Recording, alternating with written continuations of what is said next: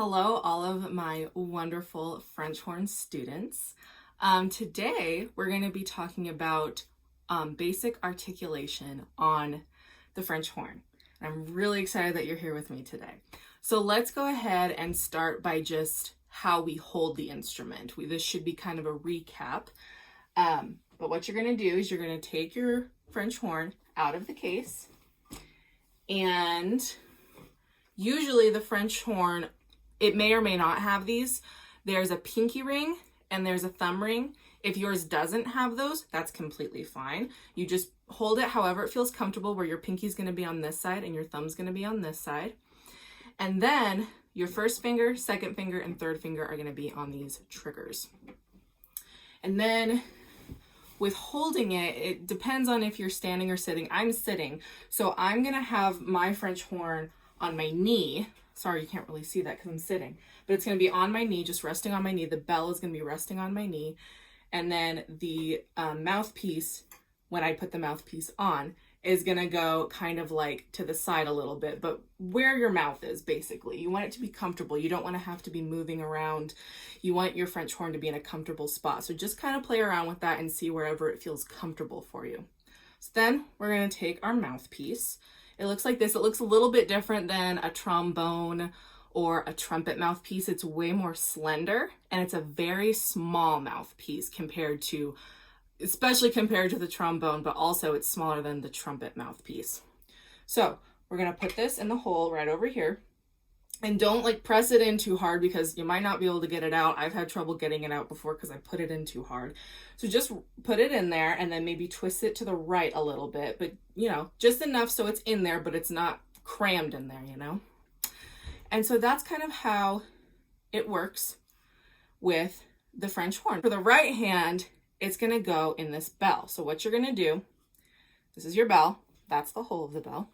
And you're going to take your right hand, you're going to make like a cup, small little cup with your hand, like you're going to fill it up with bird seed, and a bird's going to come sit in your hand or something. I don't know. You can picture it however you want. You're going to cup your hand and you're going to put it in the top right of your French horn. You don't want it to be closed off, or you don't want to put your hand all the way in there. You just want it resting right there to kind of make the sound angled. And so the sound will come out in its beautiful way. And so it's going to sound something like this. Something like that. This is what it would sound like if you did this. So you see, it sounds very different if you stick your whole hand in there. So we want it to just be resting. Okay, now let's go on to articulation. Let's go ahead and put our French horn down, either in the case or on your bed or wherever it's going to be safe. You want it to be safe. And let's just work with the mouthpiece. So with articulation, there's two concepts I want to discuss. There's tonguing and there's slurring. And this is also within trombone and trumpet. You also use tonguing within all those other brass instruments. So what we're going to do is we're going to take our mouthpiece with our first and second finger, and I just want you to just try whatever comes out.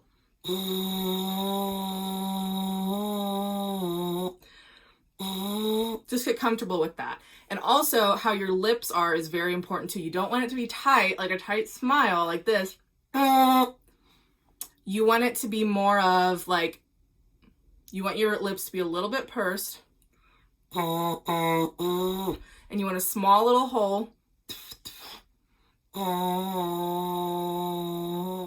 That's going to give you the best sound when you get your French horn out and start playing it and everything. So with tonguing, let's talk about tonguing before we talk about slurring. So with tonguing, what you want to do, just try, for one thing to keep in mind with tonguing is we never want to stop the flow of air. We want it to be a continuous stream. So for all of our kinesthetic learners, I want you to go, and you want it to be very direct. You don't want it to be or you want it to be very direct with what you're doing. You don't want it to go everywhere, and you don't want to spit on your neighbors or anything. You want it to be very direct. You want it to go think of that there's a candle across the room on a birthday cake, and you want to blow out that candle. So you're going to be very direct with your air, and you're going to go that's how you want your air to always be. So now let's talk about what we're doing with tonguing. And like I said, we're never going to stop the flow of air. It's going to be continuous, but what we're going to do with the tongue is we're just going to separate the air. So let's try it. So this is kind of what I mean. You go.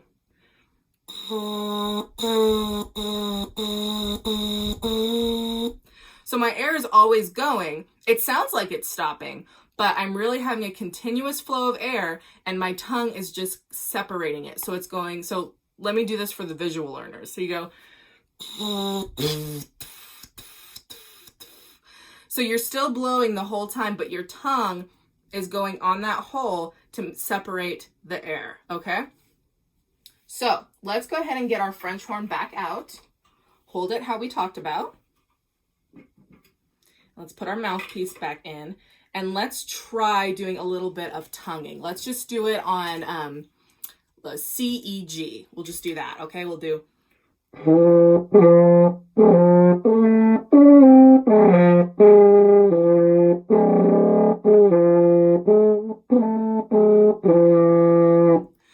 So I'm separating those.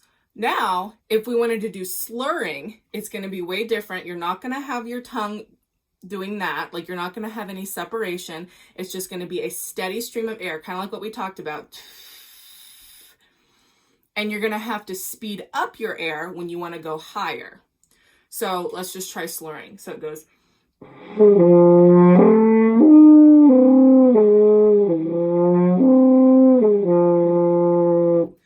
So you see, like, we're still going in between those notes, but there's none of that separation that the tonguing gives. It's a nice slurred motion.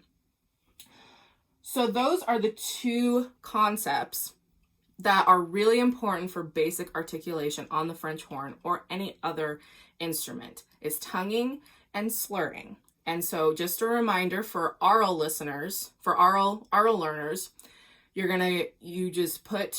you make your lips like this, and you're gonna have a steady stream of air going through from your stomach, and you're gonna put your tongue on that hole to separate the air. For our visual learners, you're gonna do the same thing. You're gonna put your lips like this, gonna have a little hole, and put your tongue to separate the air. And kinesthetic learners, try doing this. Try like moving your arm to show that steady stream of air.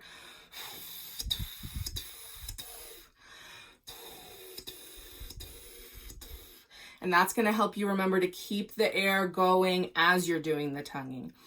And then just follow the same procedure as you would with slurring, except don't involve your tongue. You're just going to have a steady stream of air and quicken your air whenever you need to go higher, or make your air a lot lower and deeper when you want to hit a lower note. I hope that helps with the basics of articulation with tonguing and slurring, and I really hope that you guys like this video. So thank you very much. See you next time.